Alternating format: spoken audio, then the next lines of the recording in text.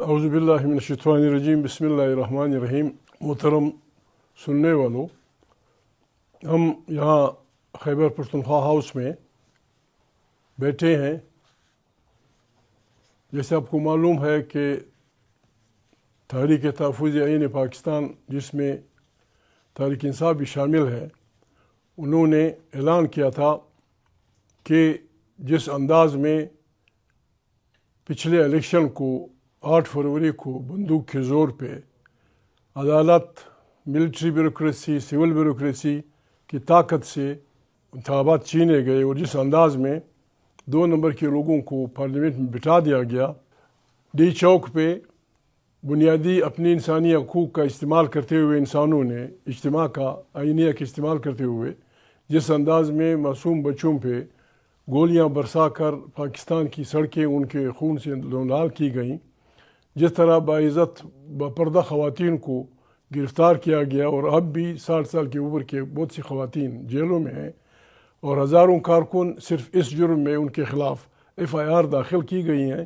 کہ وہ اپنے چھینے ہوئے ووٹ کے حق کے خلاف احتجاج کرتے ہیں۔ ان حالات میں ہر اس پاکستانی کی ذمہ داری بنتی ہے جو اس ملک سے محبت رکھتا ہے، جو چاہتا ہے کہ یہاں ایک آئین ہو، اس کی بالادستی ہو، منتخب پارلیمنٹ طاقت کا سرچشمہ ہو، تمام پالیسیاں وہاں سے ملیں، کسی فرد کا فرد پہ، کسی طبقے کا طبقے پہ، کسی فرقے کا فرقے پہ بالادستی نہ ہو، اور ایک جمہوری پاکستان جو قوموں کی قطار میں سر اٹھا کے چل سکے۔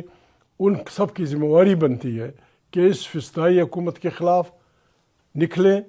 ہم نہیں چاہتے، ہمیں اپنے بچے عزیز ہیں، ہماری اپنے افواج کے ساتھ، پولیس والوں کے ساتھ، پیرا ملٹری فورسز کے ساتھ کوئی دشمنی نہیں ہے۔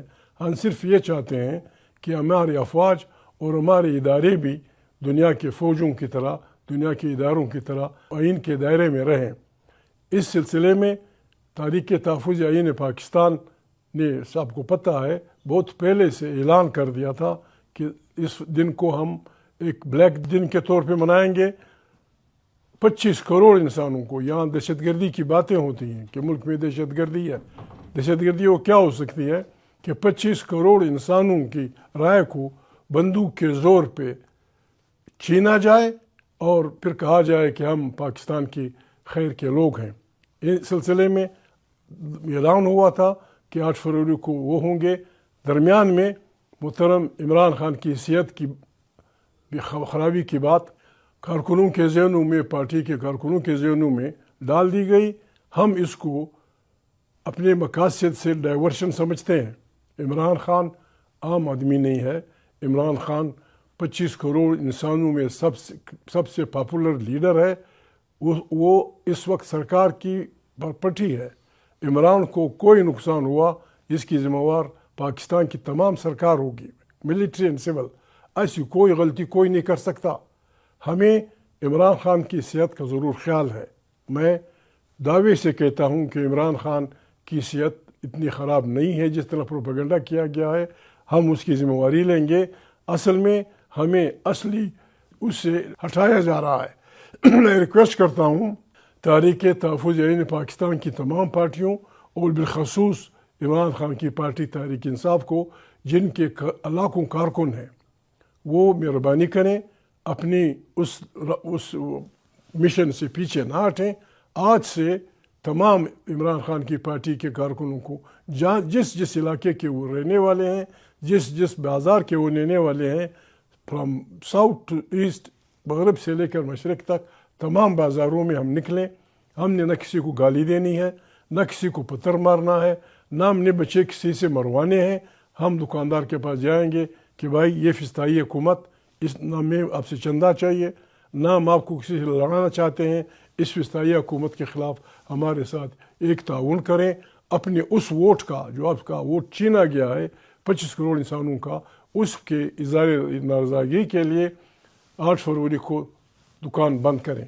ہمیں اپنے اپنے بازاروں میں کمیٹیاں بنا کے تمام تنظیموں سے، باربر تنظیموں سے، نان بائی تنظیموں سے، ٹرانسپورٹ تنظیموں سے ملنا چاہیے، اور سب کو یہ ریکویسٹ کرنی چاہیے کہ وہ اس جنگ میں ہمارے ساتھ شریک ہوں۔ اس جنگ کا سلوگن ہے، ہم ظلم کے خلاف نکلے ہیں، आओ हमारा साथ दो।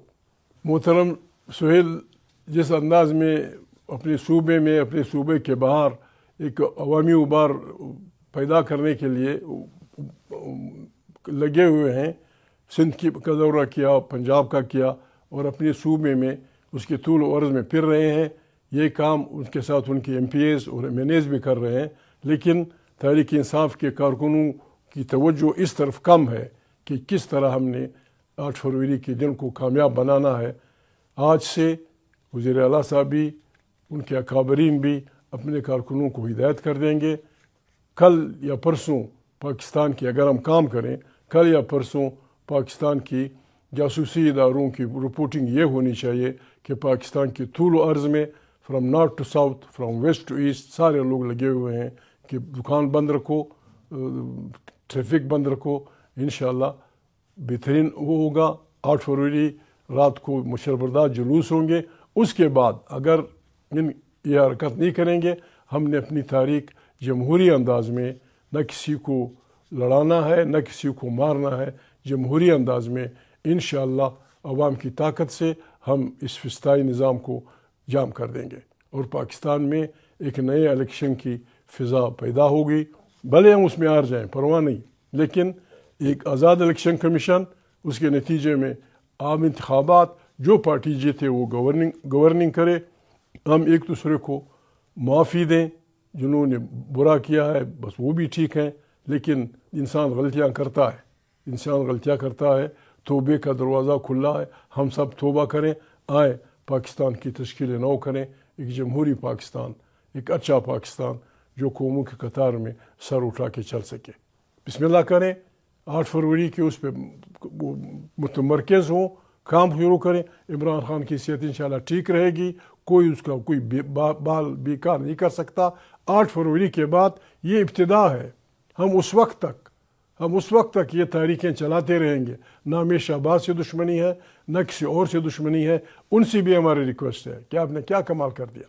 ठीक है, इलेक्शन हम सिर्फ इस्टेब्लिशमेंट ने जीना था, लेकिन आइन के परखचे तो आपने उड़ाए, आपने गलत वोट इस्तेमाल किया, अदालतों के पर काटे, अपने पी का ऑर्डिनेंस कर दिया।